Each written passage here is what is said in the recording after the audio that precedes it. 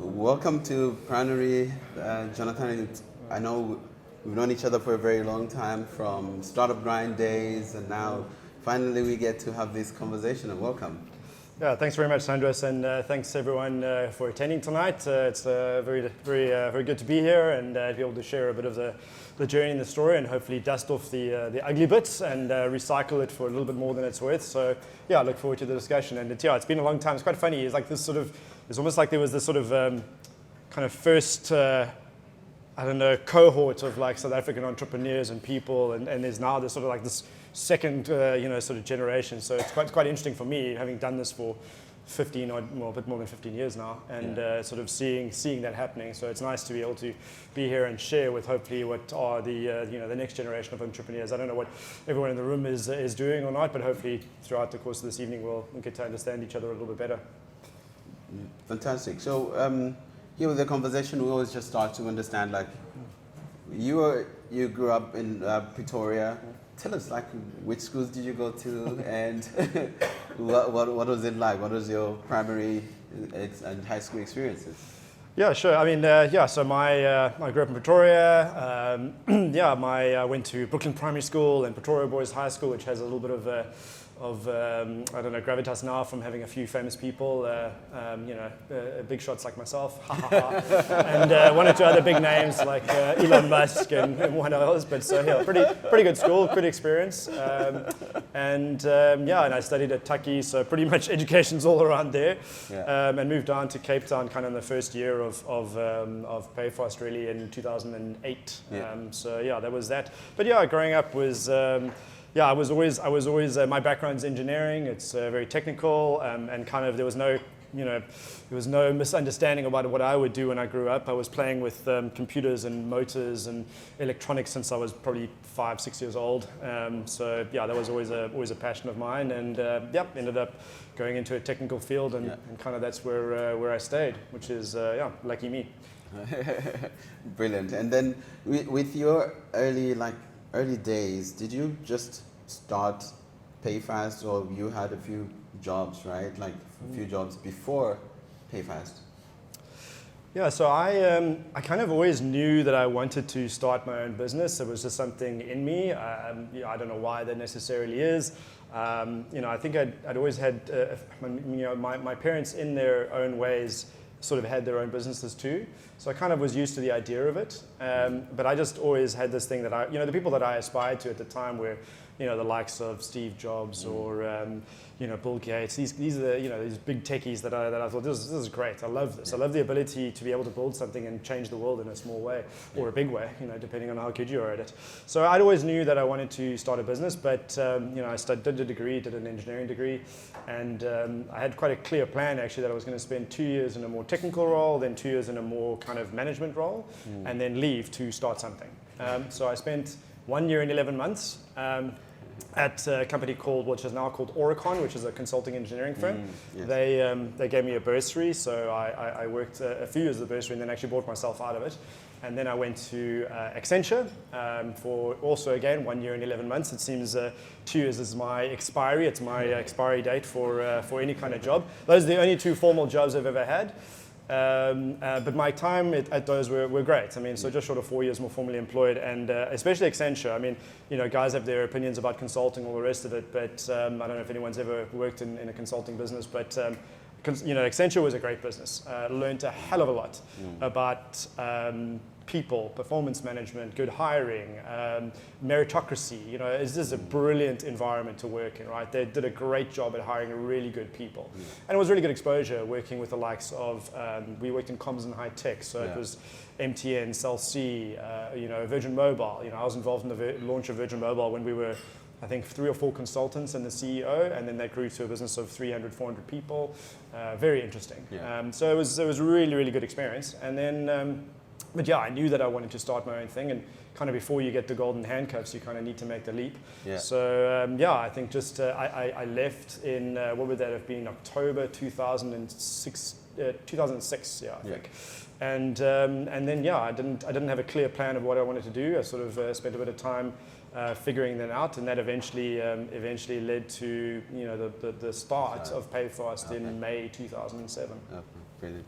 And looking back, would you say to entrepreneurs that, especially the ones who are maybe in school, is it better to work somewhere else first before you start your own thing, or just straight out of varsity start your own thing? Yeah, that's a bit of a tricky one. I actually don't know. You know, I mean, I had a certain experience, whether that was the right experience or a good experience. You know, who knows? I think the key thing I would say is that starting young is probably, you know, if you can, it's probably helpful. Just because it's a bit easier because you have less responsibility, right? There's not necessarily the partner and the kids and all that stuff just yet, which doesn't preclude you from starting a business. It just makes it a little bit harder. It lowers your propensity for risk. Yeah. You know, and being an entrepreneur and starting a business is a risky venture.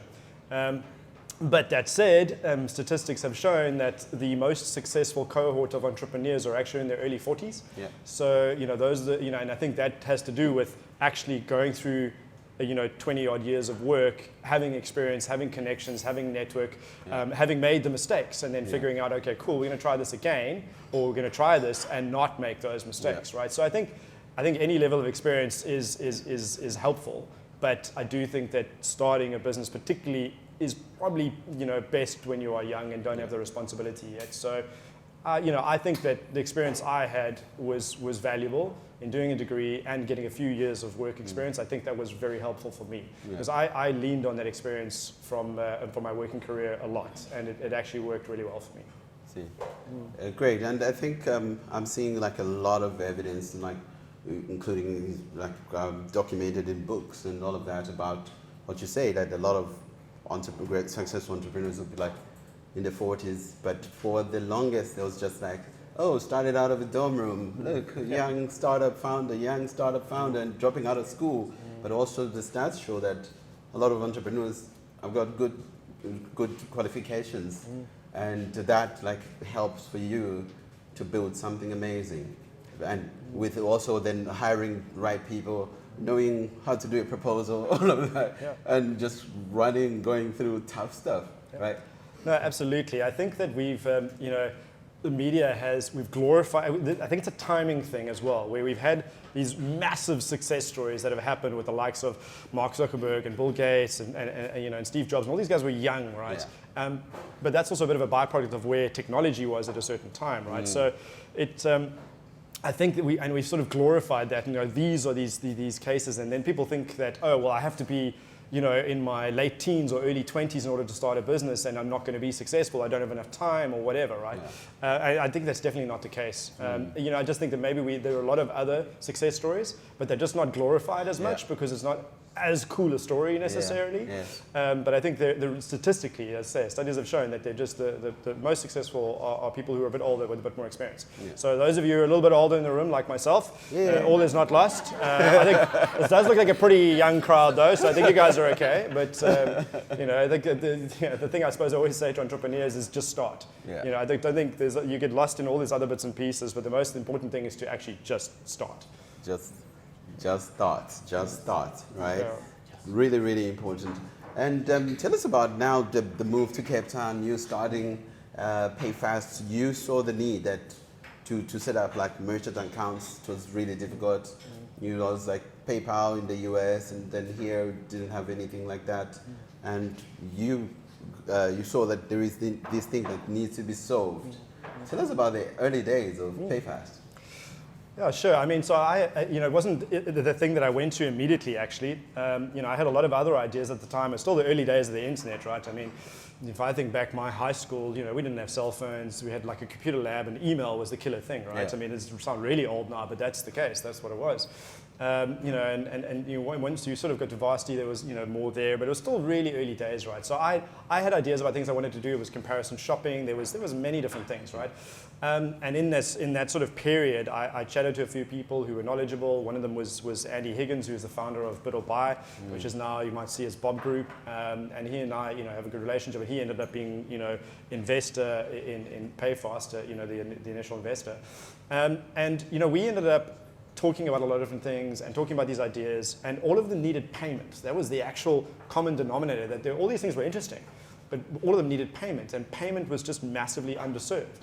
So it was really just, that kind of necessity was another invention idea, right? We just looked at this and went, hold on, e-commerce is a burgeoning thing. You're all these small businesses. At the time, in order to accept a card payment online, you needed a merchant account, you needed some very complicated technology, you needed 6 months trading history. Now, for a startup, that's impossible, right? How can you? Well, I've just started my business. I don't have 6 months trading history, and I can't get that until you give me the merchant account to accept the payments. So it's a very chicken and egg problem. So we really set it out just to democratize that and solve that problem. It was very much a screw it, let's do it kind of thing. I didn't, it was really at the time it was just me, a laptop that I bought off Accenture, funny enough. So that Accenture laptop I still have for posterity. It still sits in my study, and that's what I coded the system on to start with. And it was really just a screw it, let's do it. I didn't really know the payments industry. I didn't know that. I knew how to code. I had Andy put a bit of money in, which paid for me to live for a little while, and just set about investigating this ecosystem and designing a platform. Luckily there I could see a little bit what was happening in the bid or buy world with sellers on that platform who were small to medium enterprises or micro merchants, right? So we could see a little bit what was going on there and what was needed. So we saw the need there and then sort of looked at the bigger picture and went, okay, it's definitely a need. Let's try and do this. No knowledge about financial services, no knowledge about the credit card industry or banking or anything, right? Knowledge about tech and an understanding that e-commerce was a thing and it was growing. Okay.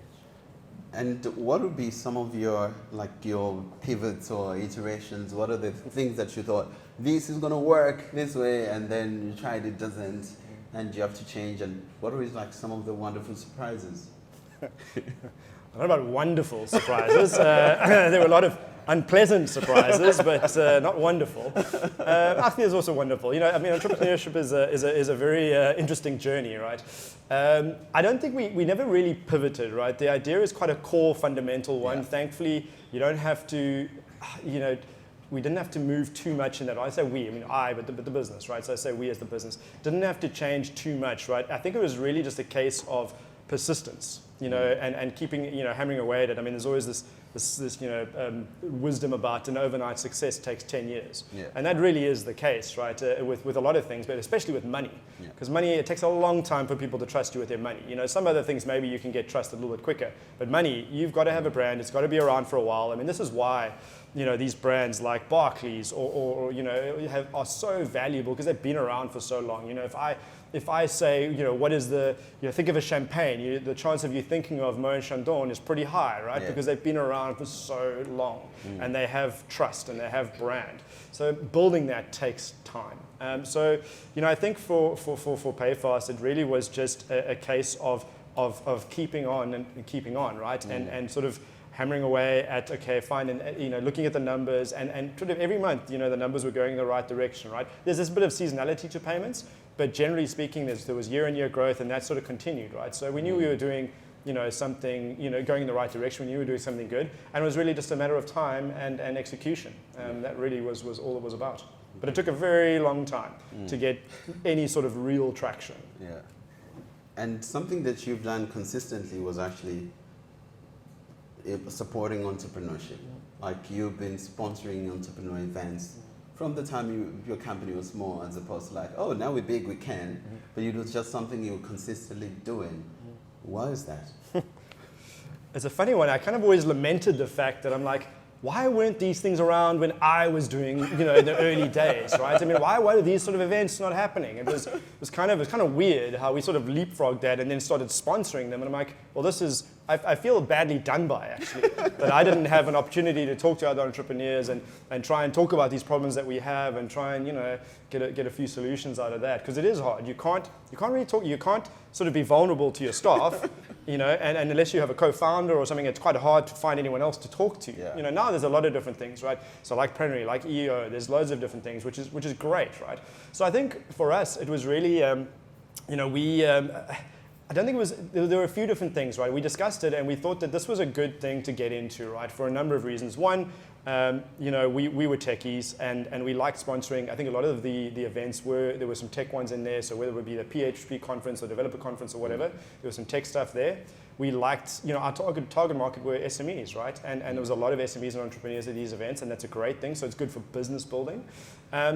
And it's just, it felt sort of almost socially responsible as well. You know, we had an entrepreneurial company, and love to support that, you know. So I think we were the first or one of the first investors, I mean not investors, but you know, sponsors at Startup Grind. Yeah. And we continued that with a lot of different events. And it worked out really well. You know, it was really great to meet other people. It was really good for business building and just good for general sentiment about the business. So it was a great choice.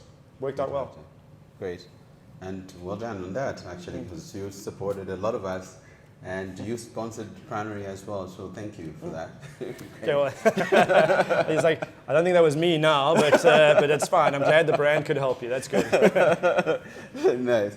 Now, tell us about your successful moments. Like, you grew PayFast to employing hundreds of people and then doing millions of dollars in transactions and all these amazing milestones. Like, could you just tell us some of your key milestones? Yeah, it's funny to think about. You know, I remember. You know, this was one of the lessons that I took from the journey is celebrate the wins. I think it's as entrepreneurs we get caught up in the doing, right? And you do the day to day, and then you have the win, and you don't really stop. You go, oh, cool, great, tick, and then move on. You know, and you go to the next one, right? And so I think one of the things we learned was to stop, to celebrate the wins, take the moment, and then move forward from there. I don't think I can recall very specific ones in this regard. I think we had that culture about celebrating the wins. I remember the first day we made 10 Rand. The first day we made 100 Rand, and then 1,000 Rand, and then 10,000. And it kind of went from there, right? Those were all little milestones in and of themselves, right? And we took the time to sort of celebrate these things, to have drinks, to go to the local pub, to go out for fancy dinners or whatever. We did a lot of those sort of things. I don't think there's specific ones I can really pull out. There's some which maybe I remember a little bit in their what's the word I'm looking for here? For the notoriety. We're not necessarily the good ones. Some of the bad ones sort of stick out a bit. Like I remember, when we had like failures on Black Friday, those were pretty rough, yes. Which was not fun. And hopefully you're all too young to remember those. But there definitely were some harsh ones. And I suppose some of the merger and acquisition stuff, the M&A exit stuff, was not fun at all. And so some of those things sort of stick out. So there's a lot of really good memories, but they're not about very specific events. Like our team was amazing. We had an awesome culture, very we used those terms about family. So there's a lot of those events that I remember, but they weren't necessarily around specific milestones per se. And what would you tell us just now in terms of just your stats? Like how many people did you get to employ to your highest, and then what was like the JVM, or like what were the numbers that you were doing, just for people to have context. Sure. Yeah, look, I mean, it certainly wasn't hundreds of people, but it was, I think when I left, we were at 135. It should have been a lot more than that, really, and there's some complexity around that. But yeah, that was the size of the team when I left, which was 2 years ago now. So August 2021. Now the combined team with the other businesses and whatnot is probably between 200 and 400. I'm not sure exactly where now. So that's sort of but that's the bigger team with the different businesses as well. Look, I mean, in terms of GMV, PayFast had and has, I don't know now, a fairly significant share of the market. And it's quite funny when you you go from doing very relatively small volumes to doing billions of rands, right? And that's a lot of responsibility. I mean, it's quite scary, So I lived quite a stressful existence. Payments business is a tough one because everybody wants what you have. So whether that be hackers or or whoever, right? So you always got a target on your back if you're in a payments world. There's so much legislation. So it's either the laws of the country, it's Visa and MasterCard, it's it's the banks, it's hackers, it's whatever, right? It's a tough thing to do. I probably would not recommend it to any of you. It's a really tough business. It takes its toll, and it's a hard thing to do well. But no, look, it was processed billions of rands. Just over 135 staff, tens of thousands of clients. Probably I think we estimated that we had probably between 20 and 40% market share, somewhere in that region. It's kind of surprising if you look around. There'll be a lot of payments businesses, you just wouldn't necessarily know the names, right? PayFast is a very good brand, and we are very good at marketing and very good at our brand building.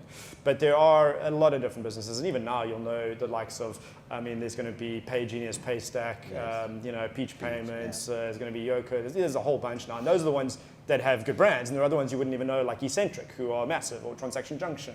And these are all local businesses, right, who do different parts of the payments value chain. Okay. See. And now, congratulations, first of all, on the exit. Like, that's a lot of entrepreneurs' dreams. I want to build this company and get it exit. So, well done on that. Could you tell us about that experience? Did you plan it? What's required in the planning? Did it just happen? And what was it like, and both the pros and cons? Sure. So I think my experience is a bit of a weird, well, not a bit, it's a very weird one.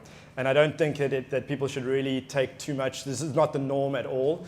I was not a willing seller, actually. It was part of a greater private equity deal. So, these guys, we got approached a lot for acquisition. And I didn't really know where to go, right? Because I had, at the end of the day, it was 3 investors, myself, Andy, and then an investor in that. So it was pretty simple. Our board meetings were just phone calls, super easy. So it was a very easy business to run in that sense from a secretarial perspective. And the guys had put in so little money that they'd already seen their returns, right? They weren't too worried about it. They didn't have this goal to say, no, we need to exit in this time frame and make this money. They'd already actually got money back already. They were happy. So, we didn't have that. So it was quite difficult for me to get any direction on where to go. So, this crowd of people approached us in 2015, and I said no at the time because I valued my autonomy more than I valued the money. And then again in 2018, sort of approached again. And at that time, I was a little bit more receptive to it. And really because of more personal circumstances, I was a bit more receptive to it. So yeah, I decided to go ahead with that. And really what that was taking 3 businesses, 1 from Kenya, 2 from South Africa, putting them together and making that into a bigger business, which would then be quite attractive for a trade sale to a much larger entity. Okay. That thesis did play out. So now Network International which is a London-listed payments business, is the owner of PayFast in South Africa and the other brands. But PayFast is the one that's actually survived. The others not as much. But yeah, that process was a crazy one for me, right? Because it started in sort of 2018. The initial sort of deal with PayFast was 2019. And then we sort of were trying to do this thing, get these businesses together. And then COVID hit, which is a crazy thing. And then we were already doing the next deal for the bigger trade sale, which we did in COVID. So we had 50, 60 people on a Zoom call together, which was unheard of, doing a massive M&A deal. Wow. And this is all the likes of Morgan Stanley, ENS, PwC, like very big names on this. So it was quite a thing. And then that one didn't actually go through because the CEO of the business changed. So that was really painful. So we had to do it again during the course of the end of 2020 and 2021. So we basically were in DD for like 3 odd years, which was very painful, very painful. I was not prepped for it. It was not an active sale. The wisdom in the startup entrepreneur world is that good businesses are sold, not bought, in that you are actually better to be an active seller than the recipient, but that wasn't how it panned out for me. I was more approached and presented with this opportunity, put my trust in some people who I thought knew a little bit better than I did, which I don't believe was the case, and went along on this journey. And that's where it ended, and with the full exit up to Network International, and I left just before that concluded. So. That's it. And what would be like lessons now if you're teaching somebody else who's about to go through an exit? Like, what should they look out for? What should they do? What would be the advice? Yeah, I suppose. There's some very practical stuff about if you're thinking about this. I think there's a lot of wisdom floating around out there, and I think some of the stuff that resonates with me is. Plan, build for the exit, right? And like, I didn't like this mindset to start with, but you can build for the exit early on. And that's not necessarily to say that you have this desire to sell, but if you build for an exit, you do build a better business, right? and build with the end in mind. That was kind of that's the sort of wisdom, right? Build with the end in mind. And I think that is a powerful lesson, because I think you build a better business that way, right? You build it with a mindset of going, if someone had to look at this, what would they think about it? And do I have all my contracts, sorted out and in a row? And am I organized in all of this? Like, can I pass a due diligence now with this business? And that just means you build it better, right? You are better about your process, you're better about your admin, and you just will end up building a better business, right? One of the more practical ones is get a sell-side advisor. Like, if you are, selling, you need someone who's able to be emotional and advise you on the commercial aspects of your sell. We had lawyers, but that was not enough. You actually need someone who can commercially look at this and who knows the industry well, because you are sitting on a complete information disparity between potential acquirers. If you're dealing with a PE firm or whatever, a private equity, they know, they've seen this story play out a few times, right? They've done 5 of these deals, 10 of these deals, 20 of these deals, right? They know the numbers, they know the market, right? You don't. You're sitting at a complete loss, when it comes to that. So you need to kind of level that playing field a bit. So that's something which is very important. And I suppose there's so many lessons there, but one of them that I would say is that if in doubt, pause. When you get into these deals, you often get caught up in the admin of it. You get caught up in the doing the whole time. It's like, first, is this thing to sign? Is this thing to do? Is this thing to provide? Is this question? And they sort of keep you in that, right? And they know that if they keep you in that, you just keep going and keep going and keep going. You don't actually stop to think necessarily. So I would say that it's absolutely vital that you slow it down and you actually take time to think. You need to stop and think about think clearly about what it is that you are entering into, what you're doing. Take advice from people who know, I want to say know your soul, but they know you as a person. I think that's also very good. Having trusted advisors, you can talk about business, but you can also talk about personality. It's a very different thing, being a founder, to go from a position of having relatively full autonomy to then suddenly being in maybe what might be a little bit more of a corporate beast, right? So I think you need a bit of guidance and a bit of thinking around that with people who know you well. So almost like if you are going through a divorce, you don't take advice from your divorce lawyer. Yeah, exactly, right? Okay. So it'll be like having somebody who is at least on your side in terms of having your best interests at heart and won't just get paid either way, whether the deal goes through or not, they just keep billing. And then what would be now, like, if you were now looking at the opportunities now, like, what would be some of the things that you see, like, where do you see opportunities? Maybe now with blockchain, with crypto, with Web3, it's a general question, but what would you say on that? Oh, you forgot the most recent buzzword, AI. That's, yes. Yeah, crypto is so last year. No, so look, I don't know if I'm totally qualified to give a perspective on that, but it has been interesting. So this year, I'm doing a bit of investing and done a few angel investments and do keep tabs on this. Look, I love being in Cape Town, and I do love being in the African continent. I think there's lots of cool stuff happening.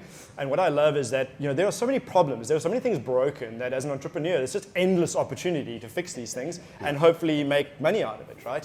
Yeah. So I think there's loads of things that one can do, right? But there's still some fundamentals which are still not really solved. I mean, payments, funny enough, is still one that, you think it's crowded and there's loads of people, but there are still payment companies coming up. Stitch, Revia, these guys are new. There's lots of other companies out there as well. Payments in emerging markets is still not a completely solved problem. And there's so many different ways that it's done, right? Whether it's trying to disintermediate cash, whether it's trying to get mobile money to operate in the traditional financial ecosystem. There's quite a lot of things in the payments and remittance world that are still opportunities, right? But there's just so many things, right? Crypto is interesting, but it's I don't know. That depends on your own personal perspectives to some degree. I'm not super bullish on I don't want to predict anything here, but I'm not super bullish on the Web3 stuff myself. I do like more fundamental problems that are very intrinsic to our human existence. So exchange, so finances is one thing, energy is another, property, where we live, mobility, these are quite fundamental things. So I like those things. So I'm personally quite interested in energy energy, in electric vehicles. Yes. But I do think, not to touch on the buzzword, but I do think AI is a massive theme currently and going into the future. I think it is something that's going to create the next set of unicorns or billionaires or whatever, is something that's able to be truly successful in the world of AI. I think that's something which is really interesting. And AI is now coming into sort of every business that I'm starting to see in some way, shape, or form. Not even as a buzzword, but actually where they legitimately are doing machine learning to do something interesting. Yeah. So I think that is one. Energy is another great space. I mean, Africa is just a completely under-electrified continent. So there's some interesting stuff there, but that's very capital intensive, which is difficult. And climate tech is another one, right? Anything in green is I think there. It's maybe not quite yet as advanced where you can get in and make a difference without a lot of money. Again, very capital intensive, but it's something I think which is really interesting, and which also we have a little bit of not a moral responsibility, but I'll use this opportunity to say this. If anyone's into sort of green and energy or climate tech or whatever, often people will say something about we need to save the planet. I want to sort of just take this opportunity to say it's not about saving the planet. It's about saving ourselves. As a species, the planet will be just fine. The planet will throw us off like a bad habit, but it's about saving ourselves, right? So I think there's a lot of interesting stuff in climate that and I think it's a good opportunity for the African continent as well, right? Whether it's in carbon sequestration or renewable energy, I think there's some really cool stuff we can do in Africa with climate tech. Brilliant.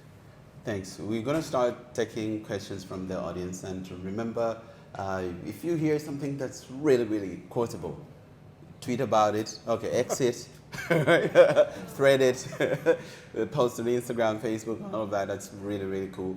At Pranary1, #Pranary, and we really appreciate that. You are an investor now, angel investing. Tell us, you touched on that. What are you looking for? And I know, you say, I'm an investor, then you get bombarded hey, you invest in me. But what specific things you touched on there, fundamentals, but could you just give some criteria in terms of what you look for? Do you look for specific traction? Do you look for specific size? And do you write specific check sizes? And do you invest alone? Do you invest with other people? Can you tell us a little bit about that? Sure. Yeah. I mean, I haven't actually put my hand up to say, "Hey, I'm an investor." With this or anything else. I always ask you, "What do you do?" I'm like, "Well, I can't." I could say I'm retired, but that seems a little bit naff. So, I put the entrepreneur investor. But so for me, it's actually come to me from referrals. I haven't stuck my hand up and said, "Hey, I'm investing. Send me your pitch decks." Generally, it's referrals from people who know, or guys seek me out and we have a conversation, and that might turn into an investment. So I don't think I've got a very well-formed set of criteria just yet. I think, I can go with the basics, is that I do have a predisposition for technical founding teams. I do like that.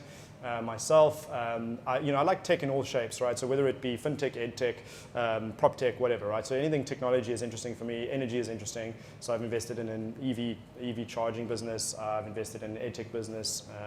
So there's quite a few. But then there's some really weird ones. I've invested in a brandy business. So it's completely weird. I don't know how you feel about vices, but that's a really interesting one. And I'm obviously I'm getting more involved in the wine industry. So there's some fun stuff there. So I think it's just following some things that I'm passionate about. It's not so much about making money. I mean, I'd obviously love to not lose money if I can help it. But it really is about the team. It's about the people. That's your fundamental call. It's about, the idea and the addressable market for that idea. And I suppose a little bit of traction, right? I'm probably not going to invest in idea stage. That's not me. I need to see some level of traction. That could just be that it's you and you've actually done a bit of coding or put together an idea or played with some low-code platform and got a POC. You've chatted to some clients. Got to be something. It can't just be, hey, I've got this great idea, because ideas are a dime a dozen and capital is available. What there isn't a lot of is good entrepreneurs who can execute. That's what there is not a lot of. So, don't think that money is available, guys, if you think about this, it really is. And there's all this stuff about saying, it's the VC winter and blah, blah, blah. But there's always going to be good money for good entrepreneurs. There really will be. And it's just, it means that the bad ideas just don't get funded now. Whereas historically, maybe guys would have taken a bit of a gamble on them. Yeah. So yeah, that's for me. And look, I'm an angel investor. I'm not like going to put in millions of dollars or anything like that. But so it's small ticket sizes. And I have a group of other people who are in a similar situation who I know, and we will chat to each other and potentially co-invest. So yeah, it's like an angel network. Brilliant. Thanks. And I think that's something that a lot of entrepreneurs don't hear enough, what you just said. And we repeat that at Pranary. There's lots of money, but it's just like, who am I going to invest in? As opposed to, because on the entrepreneur side, they're like, is it really true that there is money? But if only some people would if only somebody would fund me for my idea, I'll change the world. Like, what have you done? Nothing. But if you give me money, I will. Yeah. All right, we're going to take questions from the audience. So we won't pass the mic, so just shout, but to just introduce yourself, ask your question.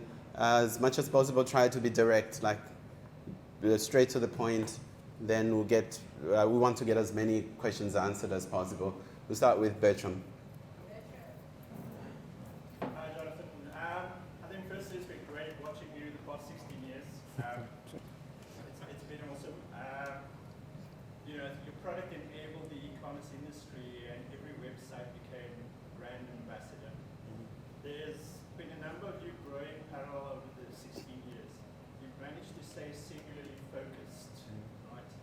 And I think one of the secrets, this obviously is going to come out in your book, because expectation when you exit. How did you remain singularly focused with all these other things happening in parallel? Crypto was pulling guys, fintech was going all over the place, right? And what's the advice to the entrepreneurs to just keep that focus? Yeah, thanks very much for those kind words. I appreciate it. And yeah, I laugh about the book because that was always something, whenever it was a challenge, I'd be like, yes, that was horrible, but it'd make a great chapter in the book. So these are the things you tell yourself to get through, right? I firmly believe in the power of focus. And I like things which are simple. And I think that the best businesses and the best ideas are simple ideas that are executed really well. And I think that's just how I was and what I believed. So I think that it was easy enough to stay focused. I get it. We had these challenges of the things coming like, oh, should we do this? Should we do that? Blah, blah, blah. But the thing that we were doing was working. And I was really just like, how do we optimize on this better? How do we get bigger? How do we sell? I was very much about that key focus. And I think that's just part of maybe who I am. I don't like complexity. And even that when I invest in something now, if the idea is too complex or I can't, get it quickly, that's a signal for me to not do it, right? And so I think that's it. Just good ideas, powerful ideas are simple, and you just need to focus on executing really well. Great.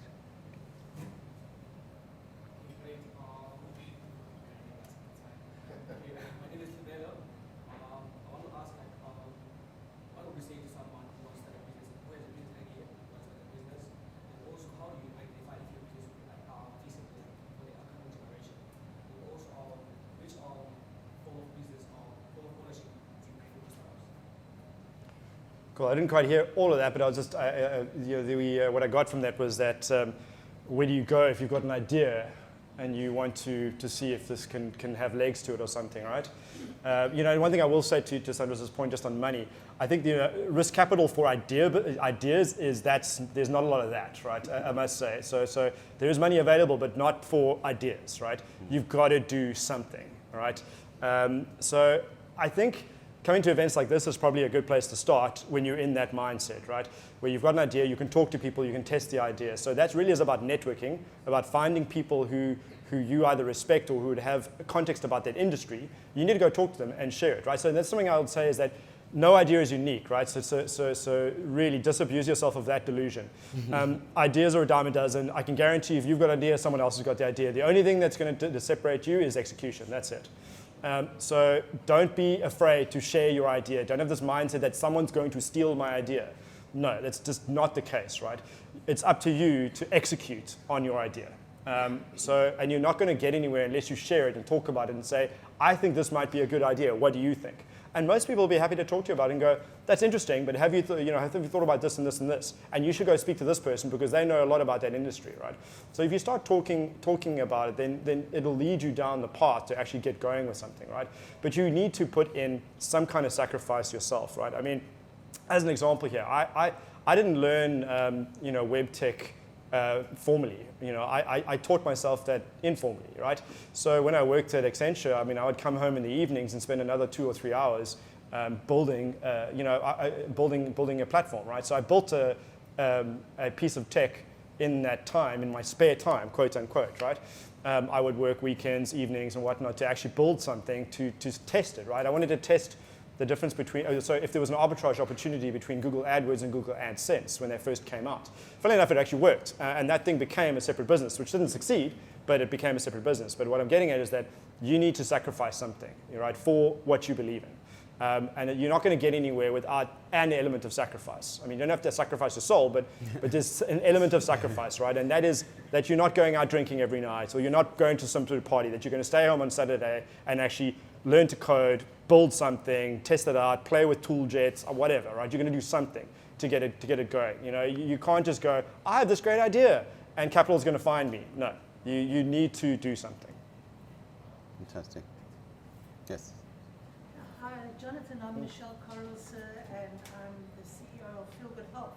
And we've been clients of PayFast from the beginning. So we've kind of grown up with PayFast as an e-commerce company and shared the hairy moments and the good moments with you. So it's really nice to meet you.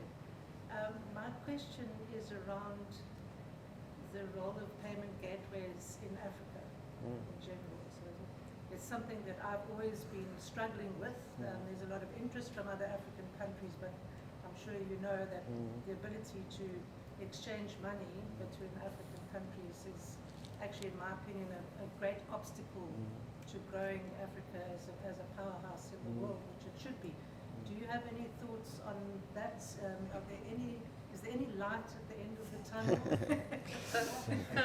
So maybe just repeat the question for the people at the back. So the question is just about that payments in Africa is actually still quite difficult, right? So if you have clients in other countries and you want to be able to accept payment there and even move the money around, it's quite a challenge and is potentially an obstacle to growth on the African continent. So yeah, to that point, absolutely, I agree with you. And this is why I say that these problems, there's still a lot of problems that remain unsolved. South Africa now, you could say probably the problem is solved and e-commerce and online payments is growing. But the rest of the continent, it's still pretty nascent, right? There's some spots that are better than others, but it's still a very nascent, it's still a nascent industry, it's a nascent thing, right? Over 90%, it's probably more like 95% of transactions on the African continent happen in cash. Right, so it's a hugely challenging thing.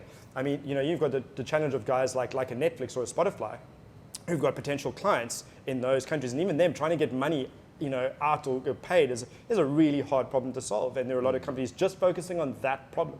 So I don't say that I necessarily have light at the end of the tunnel here, but to say that this is opportunity, and there are a lot of people who are trying to solve these problems, right? Because it is so difficult. But hard problems are often the most valuable ones to solve, right?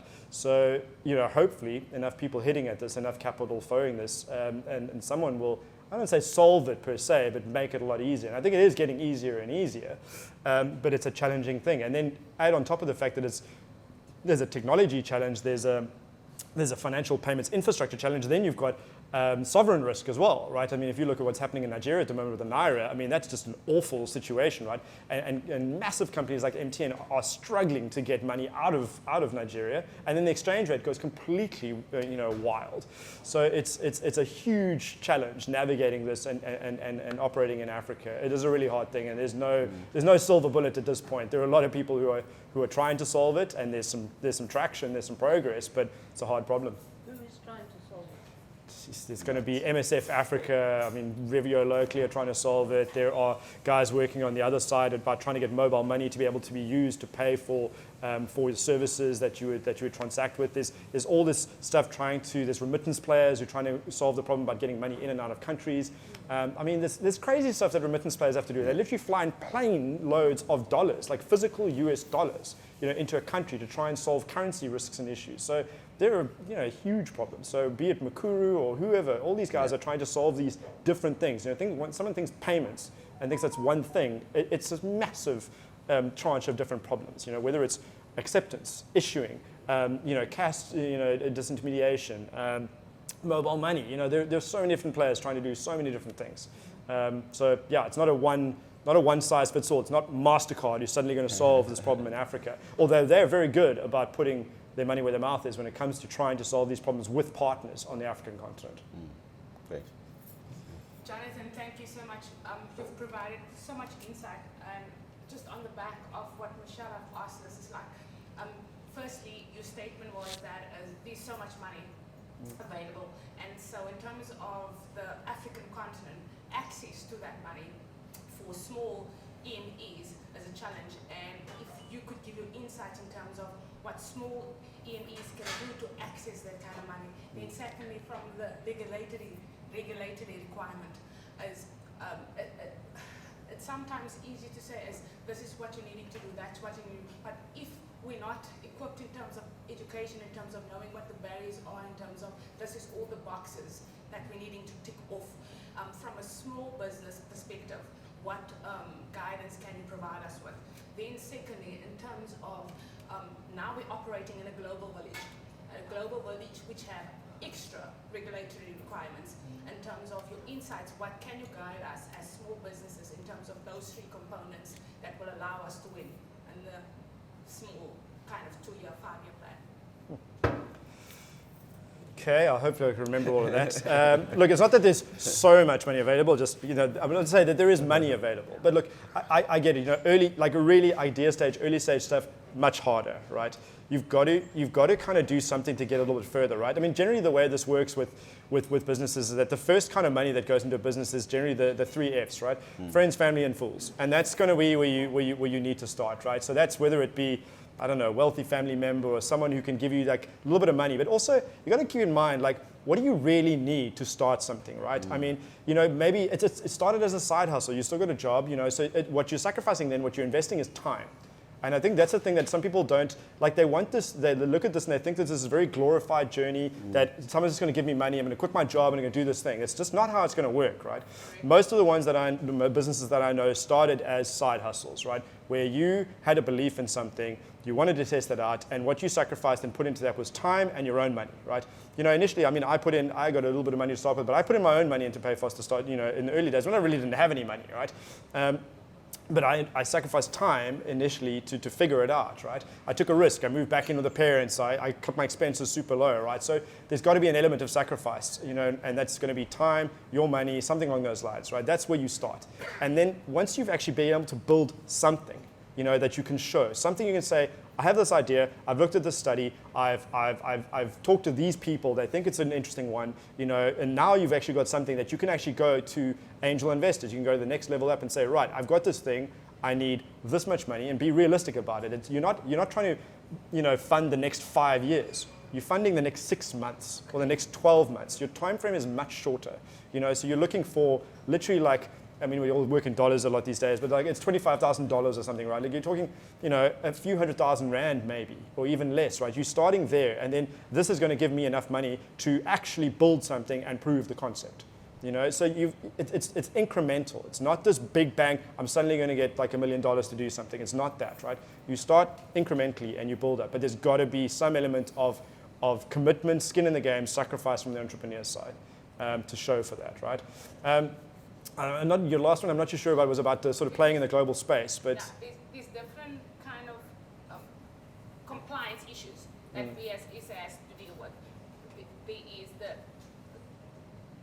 South African legislation, then there is the payment issues around how do we do what we do, and some of us are not quite equipped in terms of understanding those rules and regulations. And for the small business, layman terms, what is the best way, if you have, whether it's a software, whether it's a platform, whether it's a small business concept, what is the best way, best place to go as a place of finding comfort? Yeah, I think that again is you're going to learn that as you go, right? There's So a fellow entrepreneur, he coined this term, which I love repeating, about entrepreneurs are at the forefront of incompetence. So, every day you wake up and you go, I don't know what the hell I'm doing. But through the day, you then figure it out. You solve the problem. You get to the end of the day, you think, cool, I feel good. I actually solved that problem. I actually do know what I'm doing. And the next day, you start again, rinse, repeat, right? So some of these things you're going to figure out by doing. And you will figure it out as you go. And if you can try and learn from other people, then do that. But again, I think probably still the best thing is these kind of events, right? It's institutions like Pranary, it's Startup Grind, it's Heavy Chef. Go there, talk to people. Those entrepreneur organizations are incredibly helpful, right? And they can teach you a lot, right? There's not some website that's got all the information. But also keep in mind, these days we do have the internet, right? There's a lot that you can read and learn about. I don't think legislation is a massive risk unless you're dealing in a highly legislated industry. So if you're dealing in payments, that is one. Payments, banking, anything financial services, highly regulated. If you're dealing in health, also going to be a very highly regulated one. But for the rest of it, not as much, right? It's a little bit freer. So I wouldn't worry too much about regulation. It's around IA. It's around having access to how is things hosted, IP, and all those kind of stuff. And as laymen, we don't necessarily know, and that's my thing. Okay, so if I can come in there. It's like if you're taking on every small business problem, it's going to be complicated. Yeah. So that's what you're doing right now. Okay? You need to just deal with your problem. I need to solve this. Then you can solve it. But if you say IAP, this, and then all of these regulation countries, it's going to be super complicated. You're going to be paralyzed. Just think about your business. Like right now, I have this problem. And then that way, if you ask a very specific question, it can be answered very quickly, as opposed to if it's complicated, people can't help you, then it just gets worse. It feels like it's hard to build your business. But you should just simplify to yours, clarify, ask very specific. You move. Tomorrow there'll be a new problem. We solve that tomorrow. Cool. Thank you, Jim. All right. In closing, general advice to entrepreneurs. How do you, anything that you want to close with? Cool. No, thanks very much. Look, thanks for the engagement, for the questions, everyone. Thanks very much, Sandras. It's been really nice talking about this. It's been fun chatting. It's actually been a long time since I've done any of these things, so it's really good. I think my closing advice to, as I said, depending on what all you're doing in the room, I think a lot of people put a lot of obstacles in the way of actually starting, right? And I think, I might have said it earlier, but I'll repeat, in that the most important thing is to just start, because you figure out a lot by doing. There's only so much that you can think and plan, and you can think about, this might happen and this might happen. Look, that exercise is pretty good about thinking about it before you kind of step blindly into the void. But you do learn much faster by doing. You need to either build something or do something. You'll get feedback very quickly. You need to get something into the hands of your potential clients as soon as you possibly can, because you can think as much as you want, you can talk about it as much as you want, until you actually get a product or something or a service in the hands of your clients. That's when you truly start getting feedback, right? So the quickest you can get to that point, the better for you and the better for the business, right?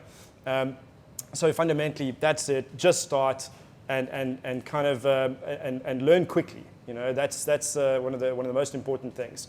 And don't be afraid to take feedback. Find advice wherever you can get. Not advice, but experience. I think giving advice is not the best thing. It's more about, someone can tell you their experience and you can take from that what you think is valuable, right? That's often what happens in these entrepreneur circles. So putting yourself in the position to hear others' experience and take from that what is relevant to you is a really good thing. Again, associated with other entrepreneurs at these kind of events. Great. Thank you very much, Johnathan. I think this has been super valuable, very inspirational, very educational. You've been very generous with information, generous with your expertise, your experience, which we really love and appreciate here, because there's no textbook that will teach that.